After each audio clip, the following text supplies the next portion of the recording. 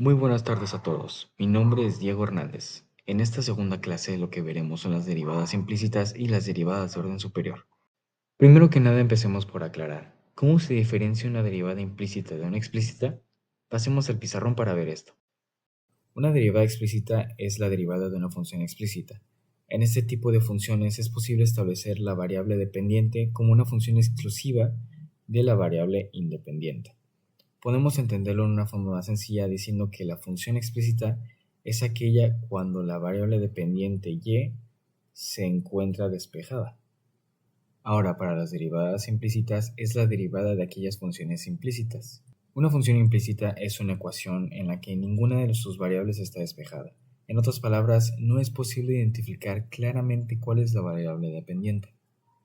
Este es un ejemplo de una función implícita. Si se dan cuenta, lo único que hice fue pasar todos los términos de este lado del igual hacia el otro lado del igual y quedó de esta manera. Ahora, ¿qué haremos cuando nos encontremos con este tipo de funciones implícitas? Primero es importante comprender la notación que utilizaremos. Nosotros sabemos que y es igual a f de x, por lo tanto en la derivación sería lo mismo. Y' es igual a f' de x, que también se expresa como derivada de y con respecto a x. En la derivación implícita lo que nosotros hacemos es derivar con respecto a x. Como podemos observar en esta función, lo que hacemos aquí es derivar como normalmente lo haríamos. Generalmente no lo escribimos, pero se tendría que poner derivada de x conforme a x. Si nos damos cuenta, esto es una fracción entre sí misma, que es lo mismo a 1. Por lo que se podría no escribir ya que esto es una multiplicación por 1, que resulta en el mismo término. Lo que vemos aquí es que debemos encontrar la derivada de y, de la función 8y cúbica. Cuando derivamos y, esto lo hacemos con respecto a x. Así que lo primero que hacemos es derivar la y como si se tratase de una x normal. Pero si nos damos cuenta, en este caso ahora es derivada de y con respecto a x. Esto no se puede eliminar o pasar por alto ya que no es un término que se divida entre sí mismo como el anterior. Pero si recordamos, derivada de y con respecto a dx es lo mismo que y'. Así que podemos sustituir el término, quedando en 24y cuadrada por y'. Se podría resumir todo este proceso en que cada que nosotros derivemos y con respecto a x se debe multiplicar por y'. Ahora continuemos con un ejercicio un poco más complejo. Aquí se nos pide encontrar la derivada de y con respecto a x. Y aquí está planteada nuestra ecuación. Esta es 6x cúbica menos 8 es igual a 4y cuadrada más 19. Lo primero que tenemos que hacer es derivar con respecto a x.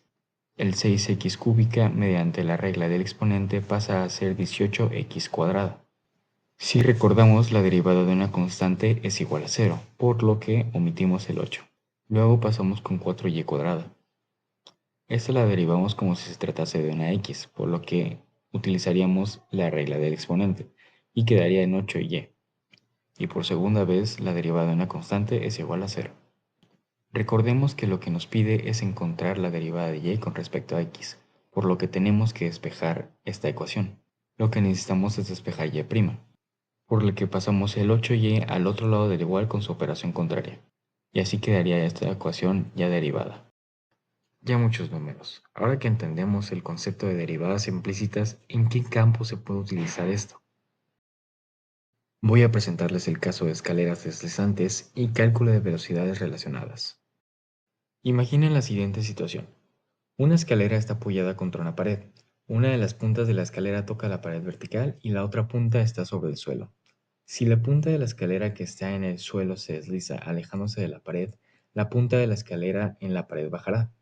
Queremos saber cómo se relacionan las velocidades a las que se mueven estos dos puntos. Aquí consideramos que x es la distancia de la base de la escalera con respecto al pie de la pared, y la altura de la parte superior de la escalera desde el suelo hasta la pared, y L la longitud de la escalera, que esta es una constante. Si observamos, la forma que da la escalera de la pared es un triángulo rectángulo, por lo que podemos aplicar el teorema de Pitágoras. Y lo aplicaríamos como x cuadrada más y cuadrada es igual a l cuadrada.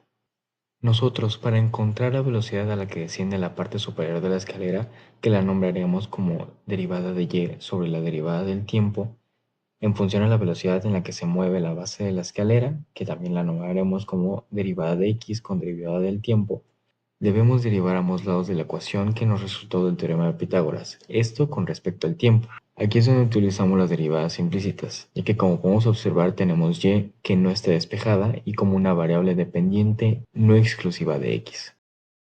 Una vez ya derivada la ecuación, es aquí donde nos podemos dar cuenta de la relación entre ambas velocidades. Nos muestra que la velocidad a la que baja la punta de la escalera es proporcional a la velocidad en la que se mueve la base de la escalera. Aquí aparece con un signo negativo, ya que cuando aumenta x, y disminuye. Concluido el tema de derivadas implícitas, pasaremos al tema de derivadas de orden superior. El concepto de derivadas de orden superior es bastante sencillo de comprender. Nosotros al derivar nos podemos dar cuenta que nuestra derivada es una función completamente nueva, y podemos ver que también podemos sacar derivada de esta. De esta manera, si sacamos la derivada de esa misma función que ya derivamos previamente, podemos sacar otra derivada. Y así esto continúa una y otra vez. Esto es a lo que se le conoce como derivadas de orden superior. Derivar la cantidad de veces que te pida el ejercicio. Vamos a realizar un pequeño ejercicio para entender un poco mejor este proceso. Aquí nos pide que encontremos la cuarta derivada de la función y es igual a 5 entre x. Sabemos que y es lo mismo que f de x, así que reescribiremos la función para facilitarnos la comprensión de esta. Para facilitarnos la derivación, lo que haremos es simplificar un poco el término que nos pide derivar. Por propiedad de los exponentes pasaremos que la fracción 5 entre x la convertiremos a 5x menos 1. De esta manera se nos facilitará un poco más la derivación. Así que sigamos, encontremos la primera derivada de esta función. Como podemos ver, esta tiene un exponente negativo, así que procederemos a derivarlo. Por derivación de los exponentes, lo que haremos es tomar el menos 1 que tiene de exponente y pasarlo multiplicando al coeficiente de la función.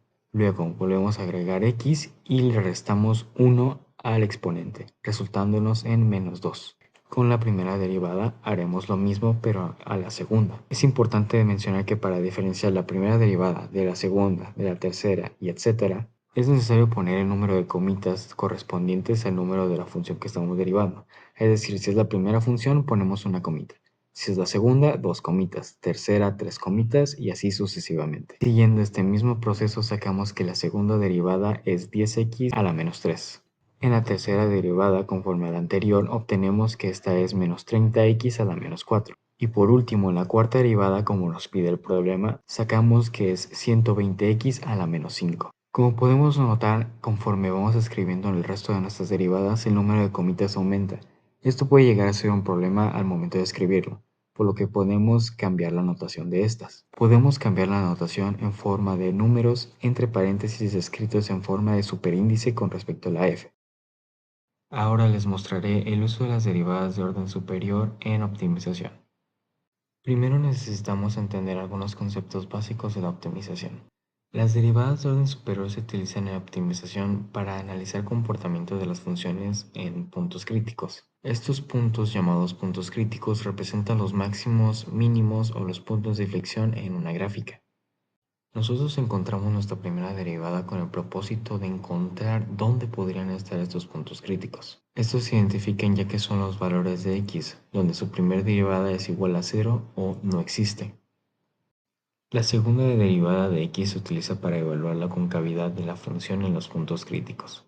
Esto nos ayuda a identificar si se trata de un punto máximo, un mínimo o un punto de inflexión. Para saber esto tenemos estos tres casos. Si la segunda derivada es mayor a 0, entonces la función es convexa y se trata de un punto mínimo. Si la segunda derivada de x se trata de un número menor a 0, entonces esta función es cóncava y se trata de un punto máximo. Y por último, si la segunda derivada es igual a 0, esta se denomina como no concluyente y se tendría que realizar otro diferente procedimiento.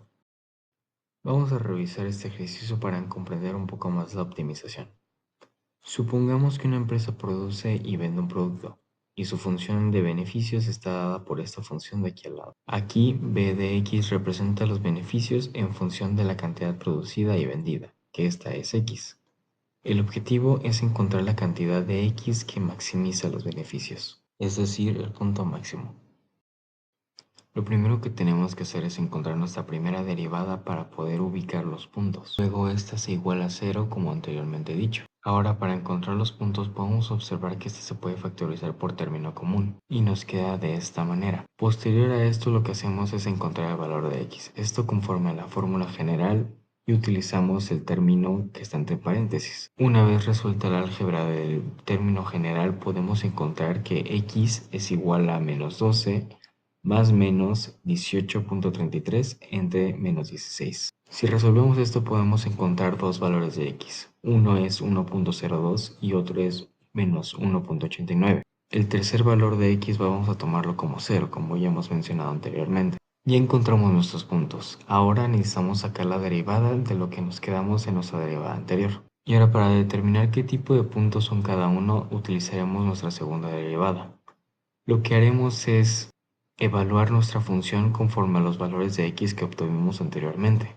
En este caso obtuvimos 3 puntos, así que vamos a evaluar b con respecto a 0, b con respecto a 1.02 y b con respecto a menos 1.89. Si recordamos, si nuestra segunda derivada es mayor a 0, este será un punto mínimo local. Y si nuestra segunda derivada es menor a 0, este será un punto máximo local.